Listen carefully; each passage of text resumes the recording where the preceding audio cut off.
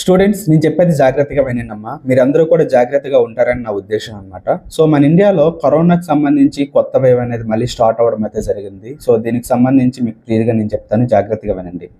So కరోనాకి సంబంధించి Omicron variant ఏదైతే ఉందో దానికి సంబంధించి JN.1 అనే కొత్త వేరియంట్ అయితే రావటం చెందింది. సో దాని జాతికి సంబంధించింది అనమాట ఇది కూడా. సో ఈ JN.1 కరోనా కేసెస్ అనేవి మన ఇండియాలో చాలా వరకు ఇప్పుడైతే ట్రేస్ అవుట్ అయితే చేయడం జరిగింది. సో ప్రస్తుతానికి 5 మెంబర్స్ అనేవారు దీనివల్ల చనిపోవడం జరిగింది అనమాట.